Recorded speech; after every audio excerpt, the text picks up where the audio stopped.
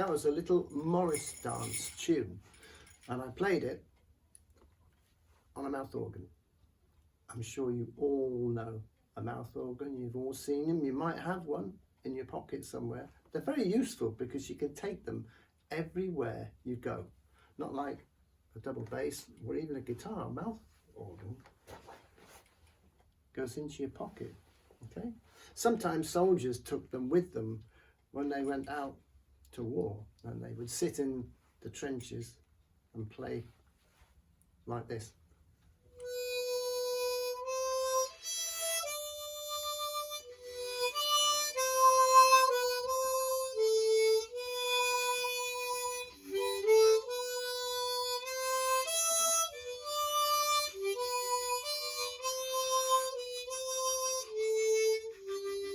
Oh, that's really sad. I'm only joking, I'm not really trying. Right, there we are. There's a harmonica.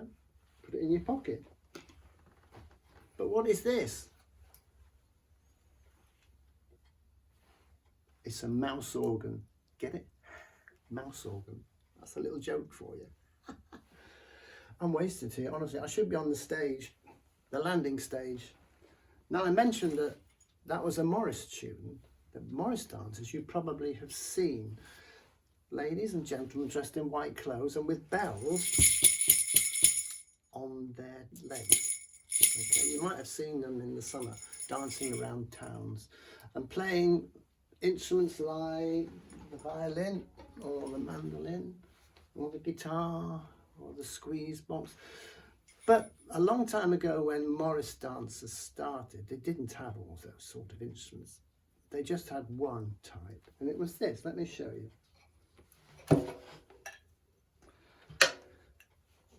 This is a pipe, and this is a tabor, or a drum.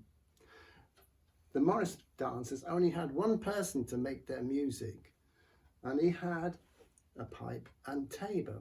Now, the pipe is unusual because it's only got two holes there and one hole on the back.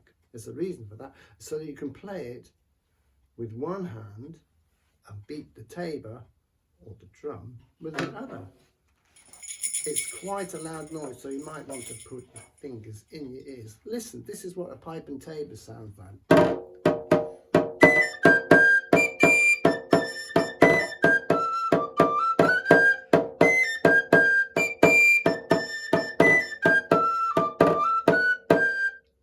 Deafening, isn't it? But you see, you needed to be loud so that the dancers could hear you. And remember that they all had bells on their legs as well. The reason that they had bells was to frighten away any bad fairies that might be listening to the music. So that's why they wear bells. Okay. So next time you see Morris dancers, you might think, I know why they wear bells. Is to stop bad fairies getting them. Okay. So there we are. So we've had a pipe and tabor and we've had a mouth organ this morning. Should we have a story? The story is about Wales. No, I'm not going to speak like this all the way through the story because it's not about Wales the country. It's about Wales the creatures. And it's called Little Whale's Song. There is Little Whale. Let's find out what happens to him. Little Whale was busy playing with the fish on the ocean floor, so he didn't see his family swimming away without him. There they are, and they haven't noticed that he's not with them either. Little Whale was frightened. He tried to make a singing call to his family, but no sound came out. Somehow he'd forgotten how to sing. He felt so lonely and sad. I think that little fish is called a clownfish, isn't it? Sure it is. Little Whale noticed a dolphin just above him. Can you help me to sing? What sound do you make? Squeak, squeak, click, click, squeak, said the dolphin. But Little Whale couldn't squeak or click, so he swam away.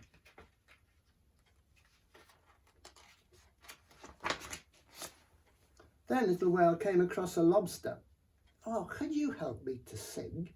Well, what sound do you make?" Little Whale asked. "Buzz, buzz," hummed the lobster like a honeybee. But Little Whale couldn't work out how to hum.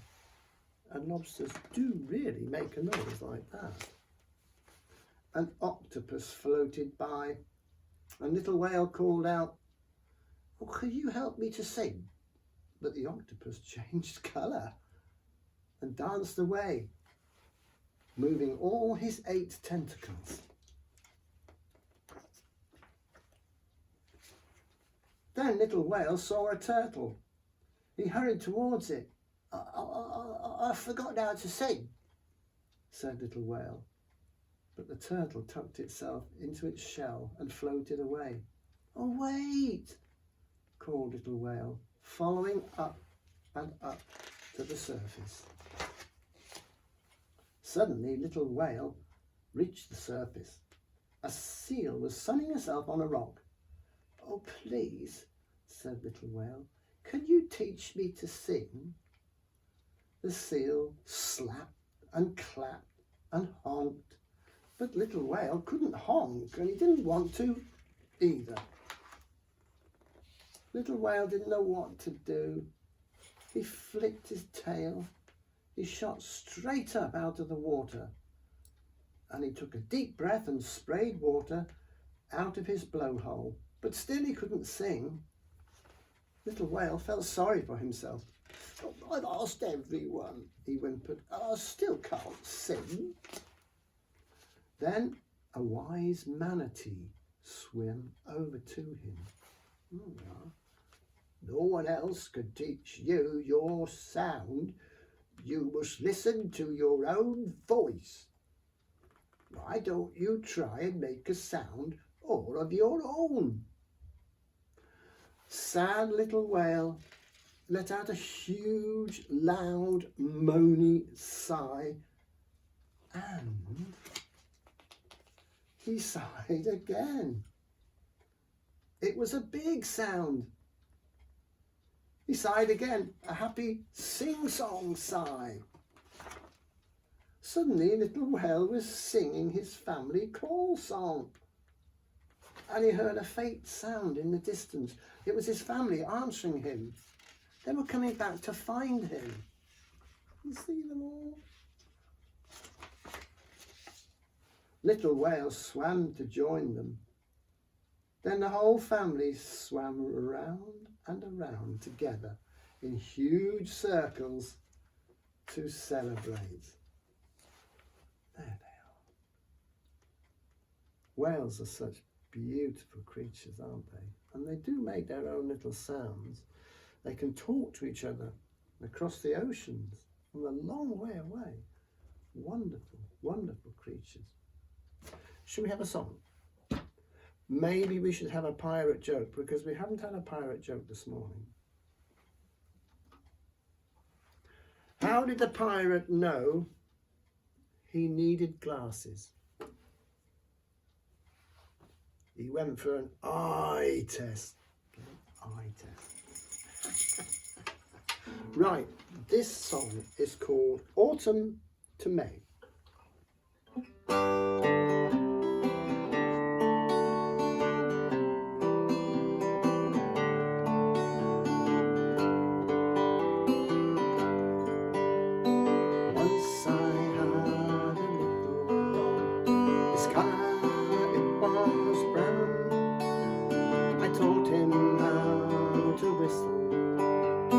Sing and dance and run. His legs, they were 14.